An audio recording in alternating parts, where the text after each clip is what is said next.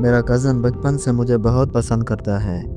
میرے لیے مختلف تحفے لے کے آتا تھا۔ میری ساری سہیلیاں مجھے چھیڑتی کہ یہ تم سے محبت کرتا ہے، لیکن میں ان کی ایک نہ سنتی۔ میں کبھی اس کے بارے میں اس طرح سوچ ہی نہیں پائی کہ میں بھی اس سے محبت کر پاؤں۔ میں اپنے والدین کی اکلوتی بیٹی 3 بھائیوں کے بعد پیدا ہوئی تھی۔ بہت لاڈو میں پلی بڑھی، میرے منہ سے نکلی ہر خواہش پوری کرتے۔ جب یونیورسٹی ختم ہوئی تو میرے والدین کو لگا کہ میری شادی ہو جانی چاہیے، اور میری خالہ کے بیٹے تک بھی یہ بات پہنچ گئی کہ میرے لیے رشتہ ڈھونڈا جا رہا ہے۔ تو اس نے اپنی امی سے کہہ کے میرے لیے رشتہ بھیجا۔ اس کے رشتے کی بات جب مجھ تک پہنچی تو مجھے بہت غصہ آیا۔ میں نے کہا کہ میں نے کبھی اس کو اس نظر سے دیکھا ہی نہیں۔ یہ میرے لیے صرف ایک کزن ہے اور اچھا دوست ہے، اس سے زیادہ کچھ نہیں، اور اس سے انکار کر دیا۔ اس کے بعد ہم آمنے سامنے آئے۔ اس نے مجھ سے شکایت تک نہ کی، یہ نہ پوچھا کہ میں نے کیوں انکار کیا، بس چپ سا ہو گیا۔ ایک دن رشتے والی نے ایک بہت ہی اچھا رشتہ میرے والدین کو دکھایا، جو نہایت بہترین لوگ تھے۔ وہ 3 بہنوں کا بھائی تھا۔ میرے والدین یہ رشتے کا سن کر بہت خوش ہوئے۔ جب انہوں نے مجھے بتایا تو مجھے یہ سن کر بہت خوشی ہوئی کہ اتنے امیر گھرانے سے میرے لیے رشتہ آیا ہے۔ میں خوشی کے مارے پھولے نہیں سما رہی تھی۔ میں نے اپنی ساری دوستوں کو بڑی خوشی سے بتایا، وہ بھی خوش ہوئی۔ میرے گھر والوں کو لڑکا اور ان کے گھر والے بہت پسند آئے۔ لڑکے کا نام اظہر تھا۔ اظہر دیکھنے میں تو بہت خاموش طبیعت لگ رہا تھا، لیکن اس کے اندر کیا چل رہا تھا کسی کو معلوم نہ تھا۔ شادی کی پہلی رات جب اظہر کمرے میں آئے تو انہوں نے مجھے دیکھا تک نہیں، کپڑے چینج کیے اور سو گئے۔ میں بہت پریشان ہوئی کہ آخر کیا وجہ ہو سکتی ہے۔ پھر سوچا کہ شاید تھکاوٹ کی وجہ ہو۔ پھر دن گزرتے گئے۔ میری ساس، سسر اور میری نند مجھے جہیز کے طعنے مارنے لگی، اپنی امیری کا رو مجھ پہ چلانے لگی۔ کبھی کہتی کہ تمہارا جہیز لو کوالٹی کا ہے، یہ چیز ایسی نہیں، یہ چیز ایسی نہیں، اور میں خاموشی سے ان کی باتیں سنتی اور بہت دکھی ہوتی۔ اپنے بھائیوں اور والدین کو بنا بتا سکتی، میں ان کو دکھی نہیں دیکھنا چاہتی تھی۔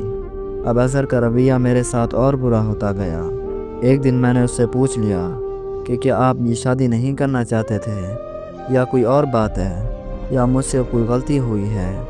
وہ بہت ہی غصے سے بولا کہ ہاں، میں تم سے شادی نہیں کرنا چاہتا تھا، میں کسی اور سے پیار کرتا تھا، اور اس کو اپنا غصہ دکھانے کے لیے میں نے تم سے شادی کر لی۔ میں یہ سن کر چونک سی گئی تو میں بھی غصے میں بول پڑی، تو پھر آپ کو مجھ سے شادی نہیں کرنی چاہیے تھی، آپ نے اپنے ساتھ ساتھ میری بھی زندگی برباد کی۔ پہلی بار اظہر نے مجھ پر ہاتھ اٹھایا اور غصے سے کمرے سے چلا گیا۔ پھر یہ تو روز کا معمول بن گیا۔ اظہر ذرا سی بات پر مجھ پہ ہاتھ اٹھاتا۔ ساس اور اس کی بیٹیاں مجھے طعنے دیتی، طرح سے ظلم کرنے کی کوشش کرتی۔ نیند سے رات ہو جاتی اور میں مسلسل کام کرتی۔ گھر کی ساری ذمہ داریاں مجھ پر ڈال دی، جبکہ ان کے گھر بہت نوکر چاکر تھے۔ ایک دن مجھے پتا چلا کہ میں ماں بننے والی ہوں۔ میں بہت خوش ہوئی، بہت خوشی سے اظہر کو بھی بتایا، لیکن اس کے چہرے کے تاثرات ذرا بھی نہ بدلے۔ میں خاموش ہو گئی اور بس اپنے دن کاٹنے لگی۔ میری بھی امیدیں ختم ہو چکی تھیں۔ میرا 8واں مہینہ تھا اور میری ساس نے اظہر کے سامنے میری شکایت کی کہ یہ میری بات نہیں سنتی، اس کو جو کہوں وہ کام نہیں کرتی۔ اس بات پر اظہر نے مجھے دھکا دیا اور میری کمر پہ زور سے لات ماری اور کہا، نکل جا اس گھر سے، میں تیرے ساتھ نہیں رہنا چاہتا۔ تمہیں سمجھ کیوں نہیں آتی؟ تم اب تک کیوں ہو یہاں؟ میں درد سے رو رہی تھی۔ پھر مجھے میری ساس اور نندیں ہاسپٹل لے گئیں، ان پر کوئی پولیس کیس نہ بن جائے۔ میری منتیں کرنے لگی۔ جب میں ہاسپٹل گئی تو مجھے فوری میچور ڈیلیوری کرنی پڑی۔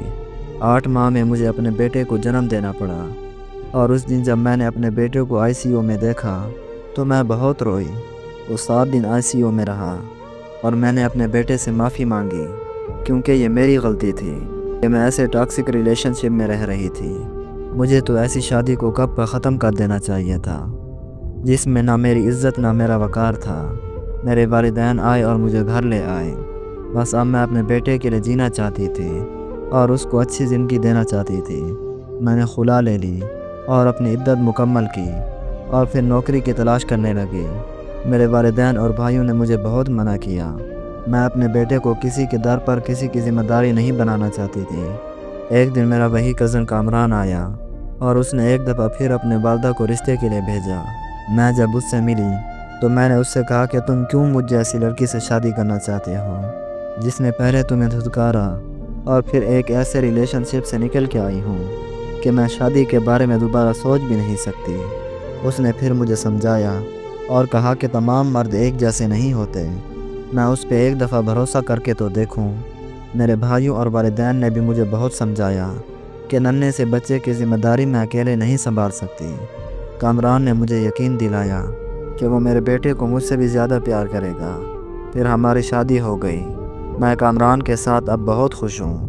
میرا گھر چاہے بہت چھوٹا ہے لیکن اس گھر میں میری عزت، میرا وقار ہے، اور آج کامران مجھ سے بھی زیادہ میرے بیٹے سے پیار کرتا ہے اور میرا بیٹا مجھ سے بھی زیادہ کامران سے پیار کرتا ہے۔